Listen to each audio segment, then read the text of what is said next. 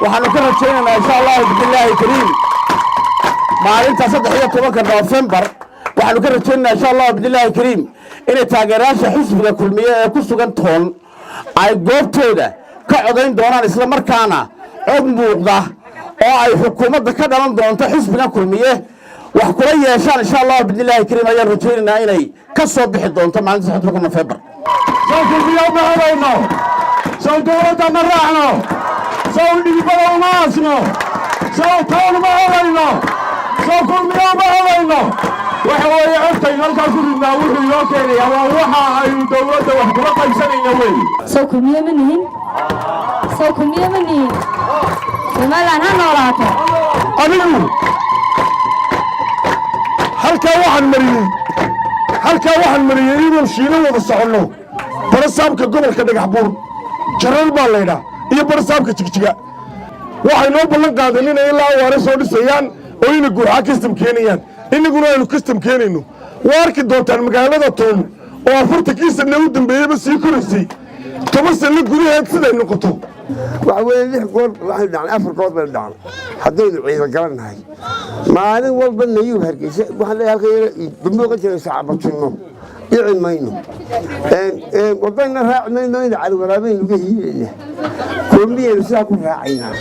كلية ساكن راعينا وضعنا ما راعينا وحين راعين إنك ما كرشنا لا تكون حين هبين يسنا كنت تكون حين ما كي إنك وعين هبين لا تكون هبين يسكون بيناش دوينك يلهي markay inantu reerkooda dib ugu soo noqoto waa tii dibaada la siin jiray la muuneyn jiray inankuna dee tolkii weeyaano isagu xaq u iska leeyo dee wuxuu u helo meeshiisii maanta inanteeniya ee murashaxa Muuse Biixi dhashay ayaynu doonaynaa inaynu ka farxinaynu doonaynaa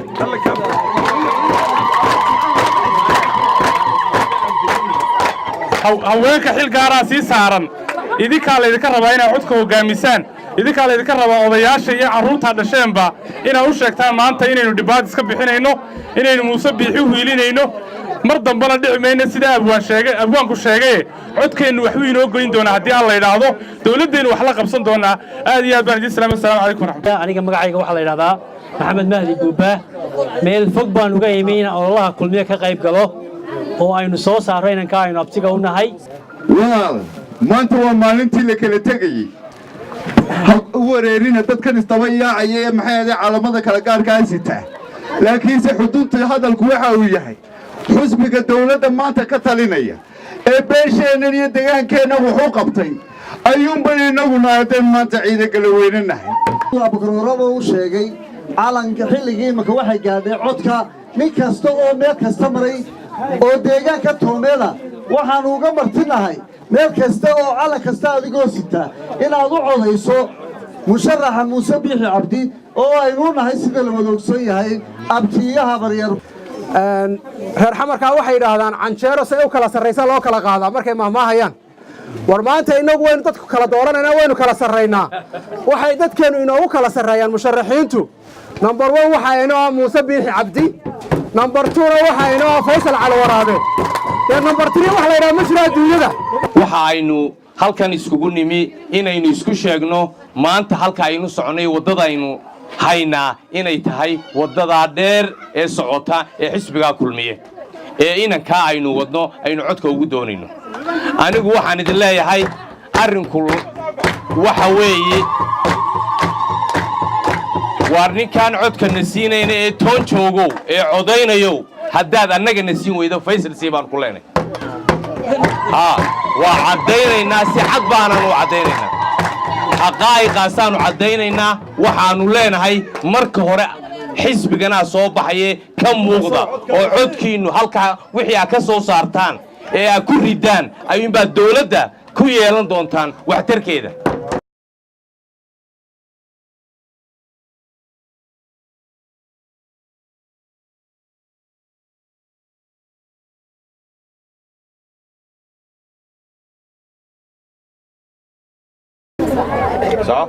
بسم الله الرحمن الرحيم الحمد لله رب العالمين halkan haddii aanu nahay reer qoolcado waxaanu ku soo dhowaynaynaa xisbiga kulmiye uu musharaxa ka yahay muuse biix cabdi waxaanu leenahay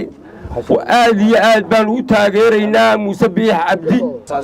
in aanu u codayno dhammaan haddii aanu reer qoolcado nahay rag iyo dumarba ayaanu halkan diyaar ugu nahay waxaynu ognahay dadka reer salaxle iyo deegaankan iyo xisbiga kulmiya iskuma cusba dadkani awal hore waxay u codayn jireen xisbiga ucid kaalinta labaadna mar walba waxaa geli jiray xisbiga kulmiya xilligaa dalka waxaa ka talinayay xisbiga la odhan jiray udub oo ay uga hiilin jireen maanta waxaa la joogaa muddo wakhtigii ka duwan xisbiyada tartamayaana waa saddexdaa xisbi midi waa kan aanu maanta ka soconno waa kulmiye midina waa ucido waa kaynu hore ugu codayn jiray midina waa xisbi cusub saddexdaa xisbi maanta waxaa lagu kala dooranaya dadka reer qoolcaday go'aanka ku qaadanayaan waxaanu u aragnaa inay tahay xisbiga ay isleeyihiin halkaa maanta joogtaan buu idinka qaadaya kulmiya intuu xilka hayey wax badan buu ka qabtay dalka somalilan guud ahaan deegaankan